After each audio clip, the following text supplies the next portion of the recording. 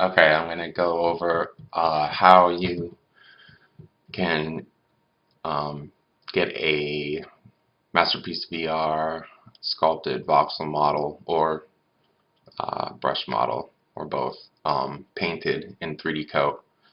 And 3D-Coat is pretty much a nice one-stop shop for getting your Masterpiece VR or whatever model VR modeling program painted and into something like Unity. So I have 3D-Coat opened up, and I'm going to do voxel sculpting, and I'm going to import a model from Masterpiece VR.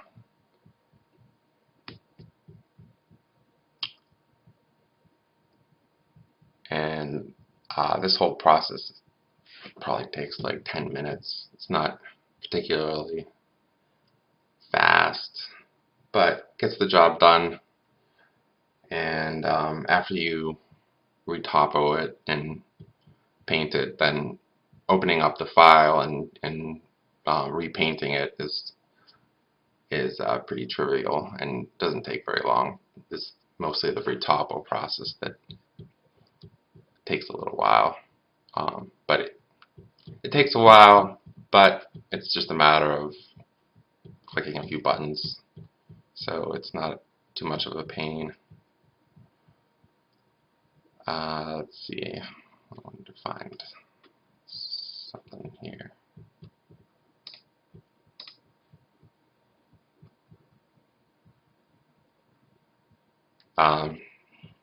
I need to name my files better because there's just so many of them.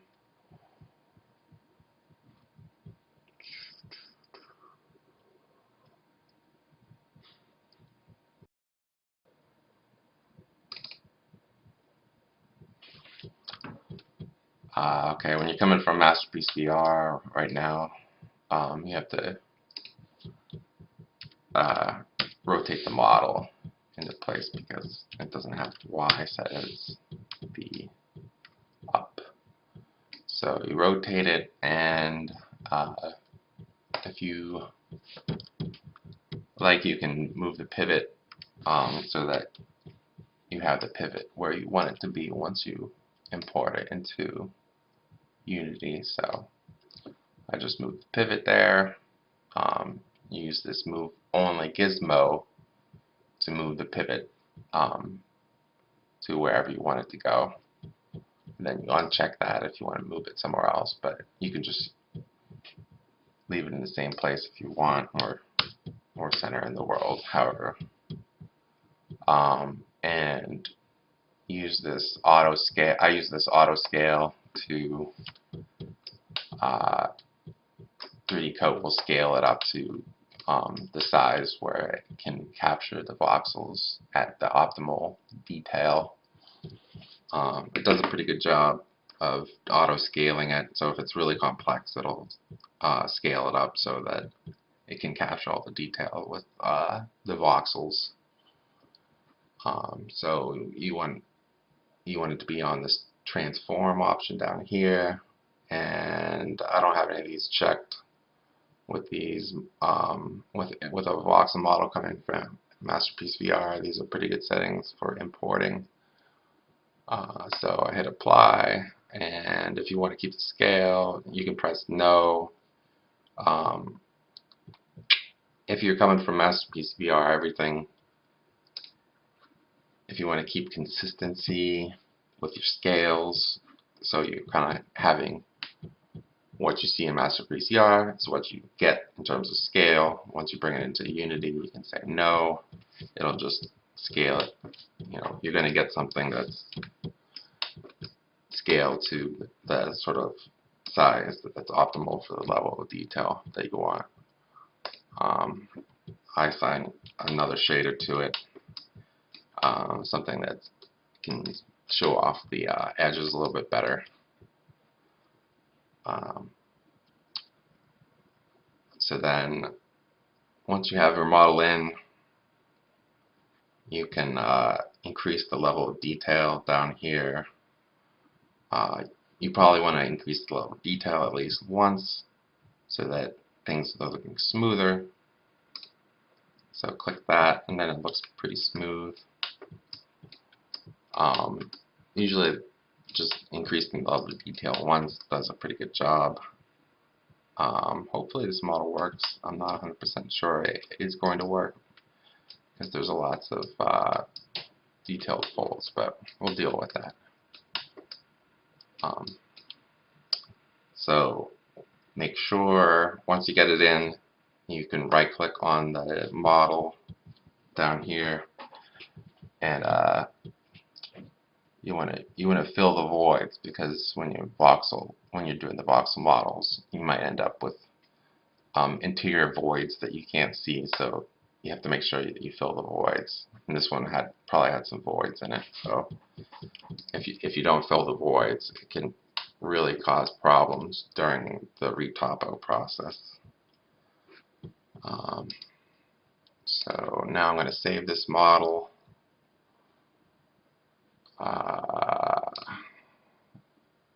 This is, yeah.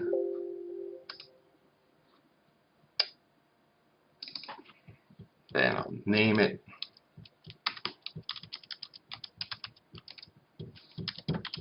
I try to be a little bit generic with all my naming so that it's not too specific, but I try to be consistent with the naming process going from MasterpieceVR down to Unity, so you can keep track of where each model is. It's important if you want to go back and paint it that you can still find it. If you're dealing with tons of parts, it can get a little bit hairy trying to find things. So the next thing, you have to turn on symmetry if you have symmetry for the retopo process to work the best. And you have symmetry, you have to turn symmetry on. And so then I go into the retopo room.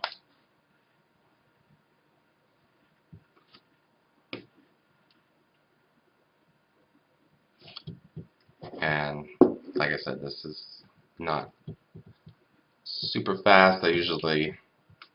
While I'm doing this, I usually sketch or something because it's a little bit slow. It gets the job done reasonably well, though. So then you can click on this and then go to Auto Topo and click on Auto Topo. If you want, you can. If you have the model already painted, you can do auto topo for per pixel, and it'll kind of auto topology. It'll do the auto topology and bake it all in one step. But I usually do the auto topo first because I want to see before I do any painting if it's going to actually be able to retopologize it well enough that I'm going to be able to just paint it and get it finished. So then. Having these auto topo parameters set well is very important.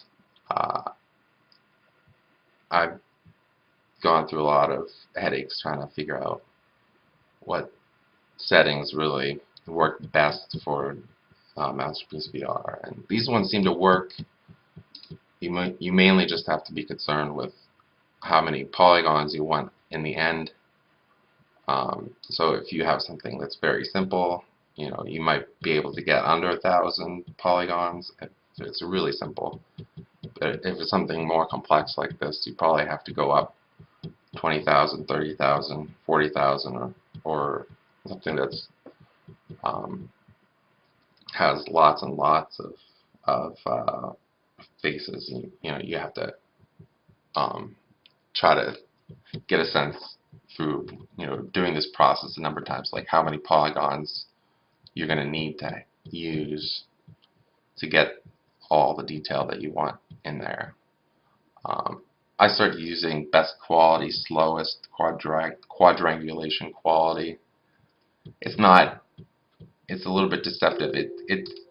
There's intermediate quality, which is a little bit faster, but best quality is not that much slower than intermediate quality. I think it's worth it to do the best quality, slowest.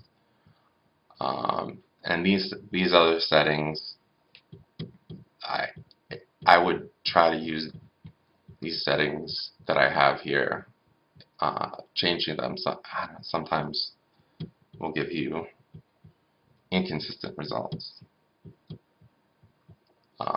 So I'll put up a screen of all these settings, which I recommend using, unless you know exactly how the retopology process works, which I don't. It doesn't seem to be very clear in the documentation of exactly how those settings work. So then you have to wait for it to process, which can take a little bit of time.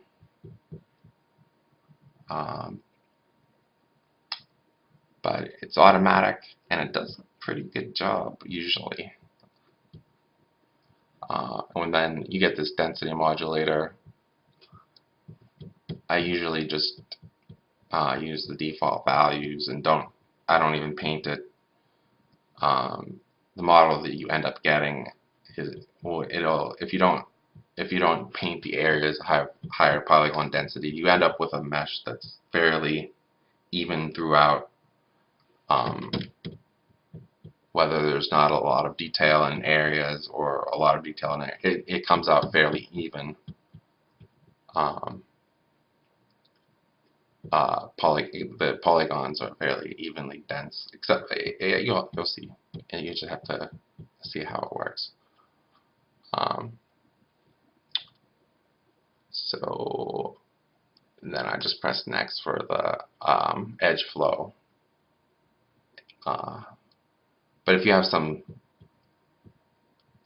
long, like some wires, it can help to paint the edge flow too. But for most of these pieces, I just go through the auto topo because I just want to get the thing painted and ready. And the auto topo does a pretty good job for most purposes.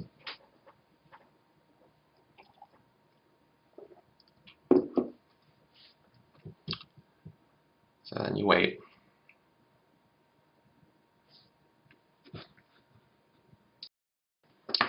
So now the auto topo is done, and you can inspect the model. This one turned out pretty good for what it was. I'm a little bit surprised that it turned out as well as it did. Well, not too surprised. It's pretty close to perfect, I think.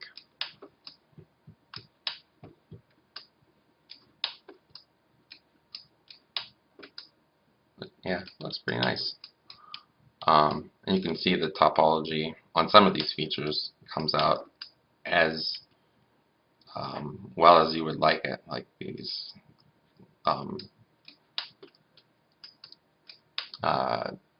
tube areas. The topology looks pretty good. It's close enough to just move on once you do the auto topo process.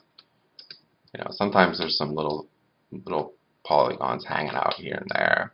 You can either delete them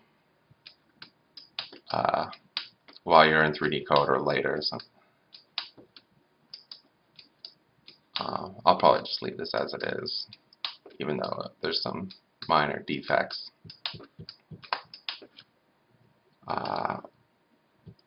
You can delete this default retopo group in the retopo objects panel. It's not necessary. So then I can go into the paint room now.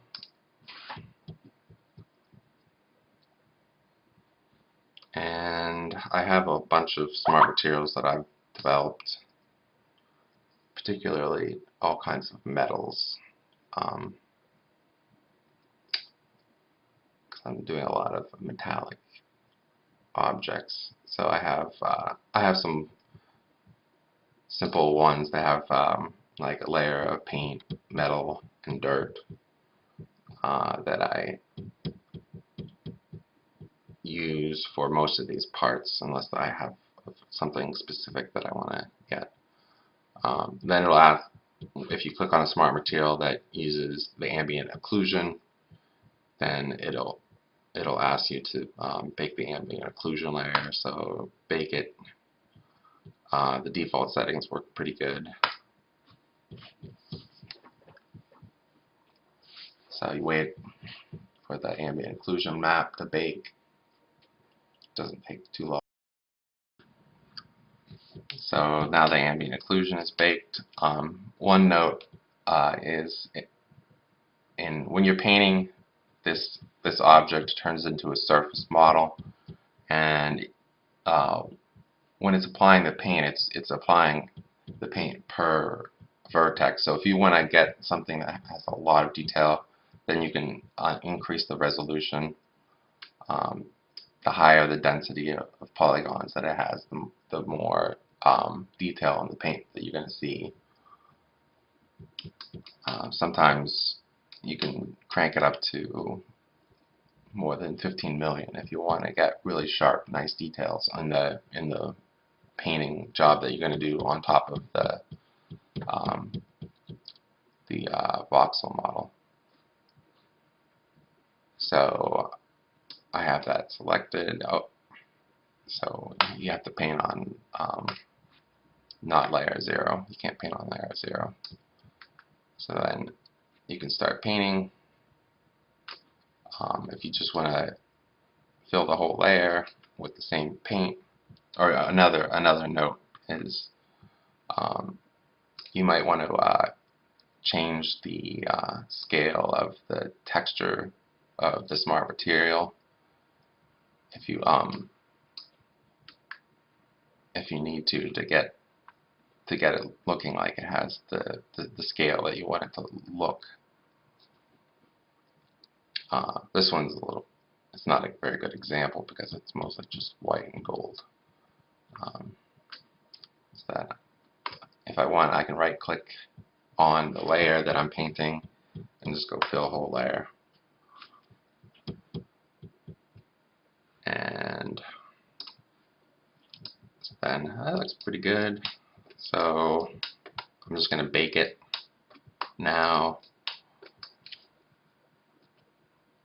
So I have to go back to the retopo room.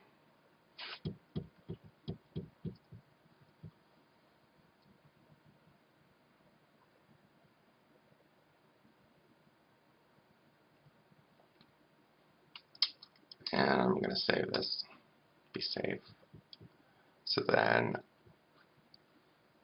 I just go up into this bake menu, and I use this bake with normal map option because I'm bringing these models into Unity. So for Unity, this works pretty good. Then you have to set the scan depth for baking, and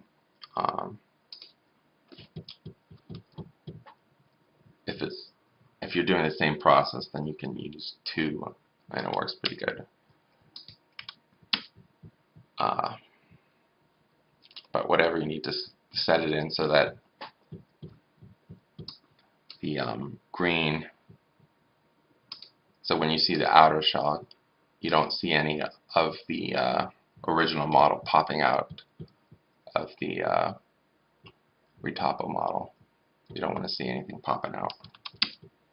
See, if you set it too low, then you can start to see some of the original model popping out here and there. You don't want that to happen.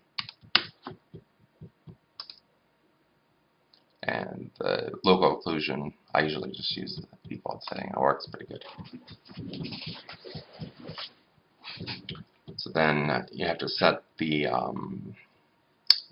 the map parameters, I mostly do 4096 maps, and auto mapping works pretty good.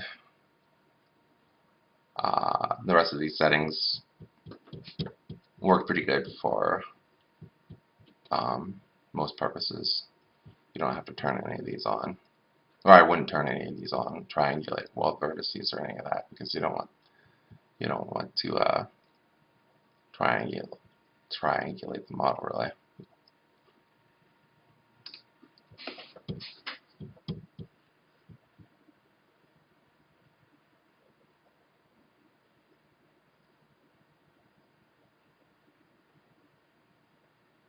So just wait for it to bake.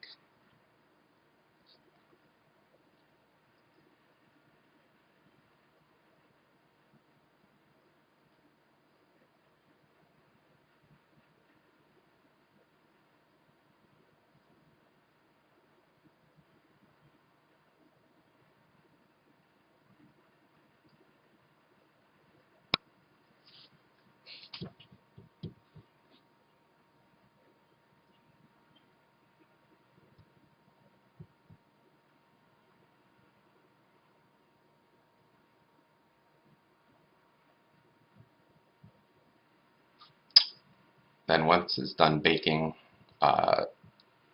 in your vox tree menu, you can hide your voxel model, and then it'll just be showing the paint object once you switch over to the paint room.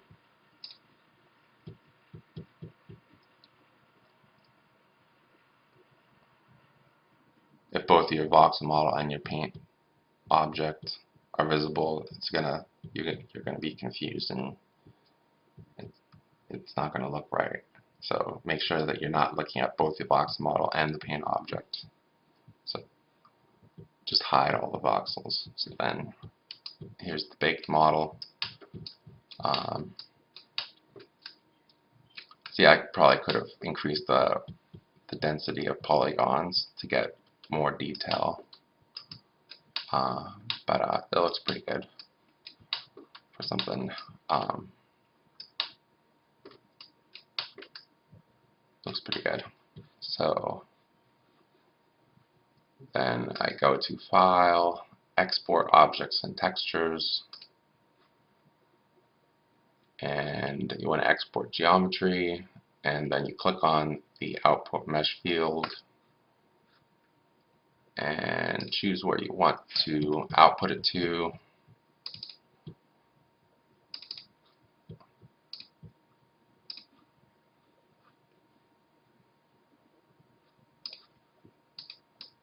I try to keep the same names throughout so I can actually find the model if I want to repaint it. And there's different presets for different software packages. I'm doing Unity, so I'm going to select Unity. I like to use Specular. I think it just makes more sense to me logically.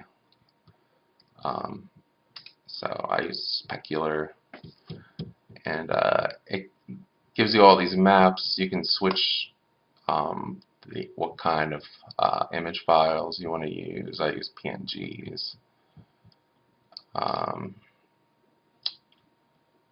And you want to create a little bit of padding. I think 32 is probably more than you really need for most purposes. So I just use 16. And oh, that looks pretty good. So I'll hit OK. Wait for it to export.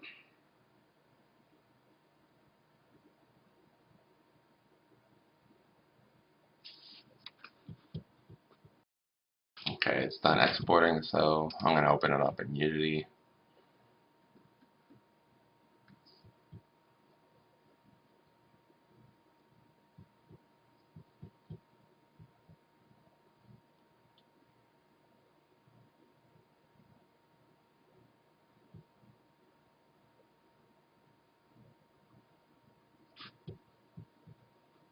takes a minute for it to import the model.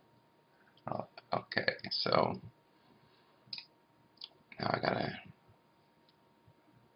find the model,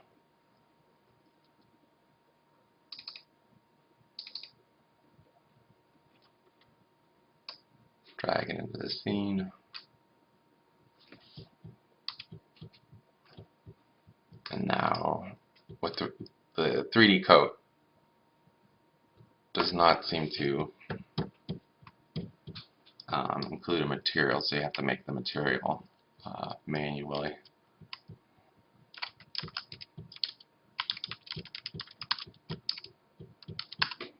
And I try to name the material the same as the model.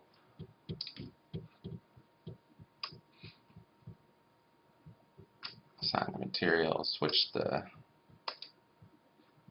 shader to a standard specular setup, and then drag all my maps on here. Albedo, specular, normal,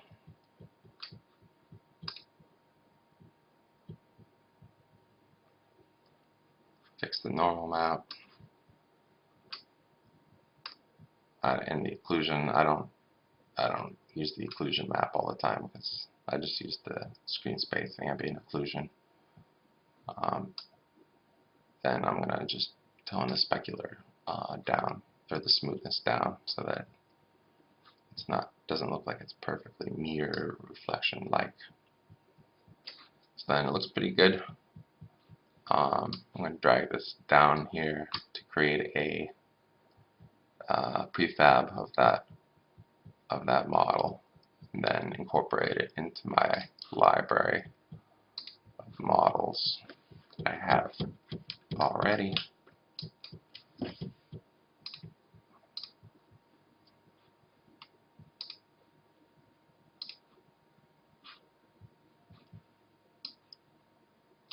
And then we're done. We have